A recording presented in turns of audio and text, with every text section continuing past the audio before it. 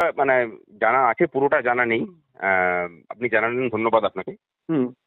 আসলে যে ঘটনাটা ঘটেছে সেটা আমরা একবার অভিযোগ করেছিলাম যে মানে পরিবহন দপ্তরের একটা 1300 কোটি টাকার একটা ফান্ড ছিল। বিগত 1.5 বছর আগে সেই ফান্ডটাকে, এই 1.5 বছরের মধ্যে সেই ফান্ডটাকে মোটামুটি শেষ করে দেওয়া হয়েছে, এবং বিশেষ করে মদন মিত্রকে যখন আবার পরিবহন দপ্তরে নিয়ে আসা হলো জেল কেটে আসার পরে, তারপরেই এই নয়-ছয়টা হয়েছে। এবং এই যে ফান্ড, রিজার্ভ ফান্ড, সেটাতে হাত পড়ার জন্যই, সেটাই শেষ হয়ে যাওয়ার জন্যই যেমন তাদের পিএফ গ্র্যাচুইটির টাকা তারা পাচ্ছেন না, পেনশনের ক্ষেত্রে অসুবিধা হচ্ছে, ঠিক একই রকম ভাবে কেন্দ্রীয় বিভিন্ন প্রকল্প থেকে যেসব নতুন নতুন বাস পাওয়া যাচ্ছে কলকাতার দূষণ কমানোর, মানে কলকাতা সহ বিভিন্ন মেট্রো শহরগুলোকে দূষণ কমানোর জন্য যেসব আধুনিক বাস কেন্দ্র থেকে প্রোভাইড করা হচ্ছে, সেই বাসগুলো পর্যন্ত মেনটেন্যান্স ভাবে চালানো যাচ্ছে না। সুতরাং এটা একটা ভয়াবহ সংকট। আমার মনে হয় না রাজ্যবাসী খুব বেশি করে এই বিষয় নিয়ে জানে বা জানানো হয় তাদেরকে। শুধু মানে পরিবহন সংস্থা নয়, কলকাতা কর্পোরেশনের মতো প্রত্যেকটা স্বশাসিত সংস্থার যে রিজার্ভ ফান্ড ছিল, যেখান থেকে তাদের কর্মচারীদের সঞ্চিত অর্থ, মানে পিএফ গ্র্যাচুইটি টাকা, পেনশন, এসবগুলো হতো, সেই সমস্ত ফান্ড কিন্তু নবান্ন নিয়ে চলে গেছে। এটা অনেক দিনের খবর। প্রত্যেকটা স্বশাসিত সংস্থাকে মোটামুটি দেউলিয়া করে দেওয়া হয়েছে। এবং পরিবহন দপ্তরের এই যে অচলাবস্থা চলছে, এটা আমরা খুব ভালো করে জানি, কারণ দুর্গাপুরে হচ্ছে স্টেট, মানে সাউথ বেঙ্গল স্টেট ট্রান্সপোর্ট কর্পোরেশনের হেড অফিস।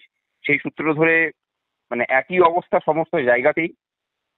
এটা শুধুমাত্র সিএসটিসির সমস্যা নয়, এটা এইচবিএসটিসি বা এনবিএসটিসিরও সমস্যা।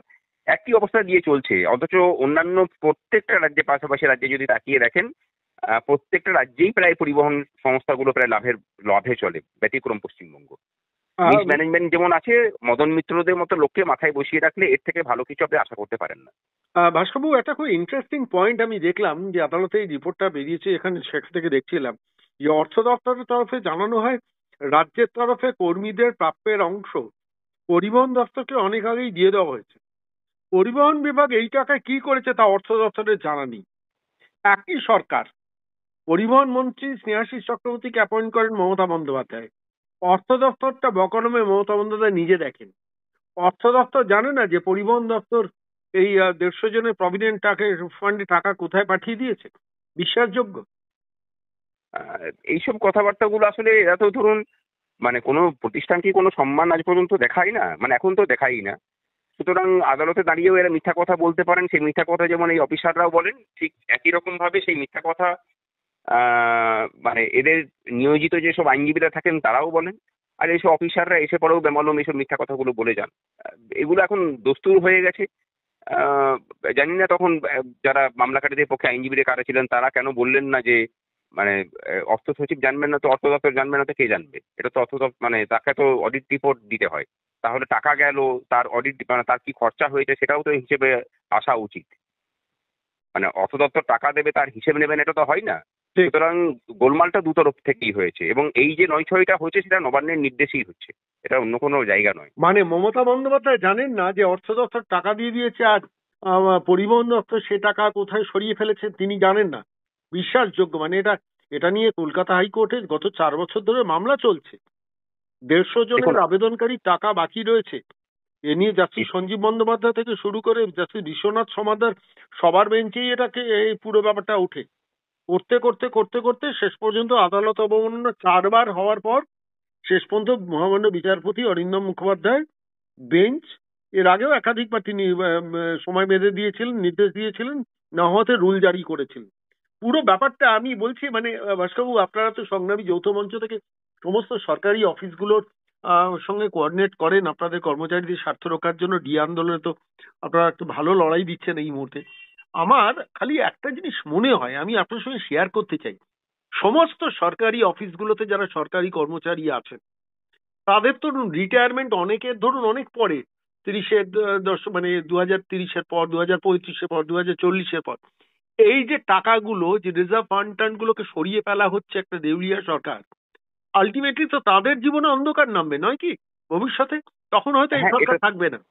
মানে একটা চিঠি তো রাজ্য সরকারের পক্ষ থেকে গেছে যে আমাদের সরকারি কর্মচারীদের যে ফান্ড, সেই ফান্ডের নিয়ন্ত্রণ দায়িত্ব আমাদেরকে দেওয়া হোক। মানে এটা একটা ভয়াবহ প্রবণতা, এবং এই ক্ষেত্রটা শুধুমাত্র যে সরকারি। এই চিঠিটা কোথায় গেছে? এটা অনেক আগেই রিকোয়েস্ট করেছিল, কেন্দ্র কোনো সারা শব্দ দেয়নি। হলে পরে সেটা আমাদেরকেই পথের বিরোধিতায় নামতে হবে, কারণ এই রাজ্য সরকারকে আমরা একটা দিনের জন্য বিশ্বাস করি না। এরা কর্মচারীদের টাকা মারাতে সিদ্ধহস্ত। আমাদের সঞ্চিত যে পিএফ গ্র্যাচুইটির টাকা সেইটুকুতেও এবার এদের মানে নজর পড়েছে। এটাকে কোনো মতেই হতে দেওয়া যাবে না। আর এই যে মানে রিটায়ারমেন্টের পরে গ্র্যাচুইটি পিএফ এর না পয়সা না পাওয়া যে কি ভয়ানক অবস্থা, একজন মানুষ তার ফিক্সড ইনকাম ছিল সেখান থেকে ইনকাম শূন্য হয়ে যাওয়া, মানে জীবন অতিবাহিত করাটাই মুশকিল হয়ে যায়। আর তার থেকেও বড় কথা হচ্ছে যে এই অবস্থাটা যে শুধুমাত্র সরকারি কর্মচারীদের সাথে ঘটছে তা কিন্তু নয়। বিভিন্ন বেসরকারি সংস্থাতে যারা চাকরি করেন, মানে সেখানেও কিন্তু রিটায়ারমেন্টের পরে তাদের যে পিএফ গ্র্যাচুইটির টাকা সেই টাকাটাও কিন্তু এরকম ভাবে নয়ছয় হচ্ছে, এবং তাতে রাজ্য সরকারেরই মদত রয়েছে বা সেই শাসক দলের বিভিন্ন ট্রেড ইউনিয়ন নেতাদের মদতেই এই জিনিসটা ঘটছে। সমস্যা হচ্ছে যে এই সমস্ত খবরগুলো আমাদের কাছে আসে না। এলে পরে এর প্রতিকারের ব্যবস্থা করা যায়। আমরা সংগ্রামী যৌথ মঞ্চগতভাবে চেষ্টা করব যে এই পরিবহন মানে কর্মীদের, পরিবহনের যারা সাথী আছেন, যারা এইভাবে বঞ্চিত হচ্ছেন, তাদের পাশে থেকে পরে এই লড়াইটাকে একটা জায়গাতে পৌঁছানোর আমরা কথা দিচ্ছি যে তাদের পাশে আমরা থাকবো। বাসবাবু, আপনাকে অনেক ধন্যবাদ। এই লড়াইগুলো একটু লড়ুন, যে রিজার্ভ ফান্ড, সঞ্চিত ফান্ড, সেই ফান্ডগুলোকে দিনের পর দিন সরকার ভেঙে সরিয়ে নেবে, এটা তো হতে পারে না। এবং মানে এই যে আদালতকেও ফাঁকি দেওয়ার চেষ্টা,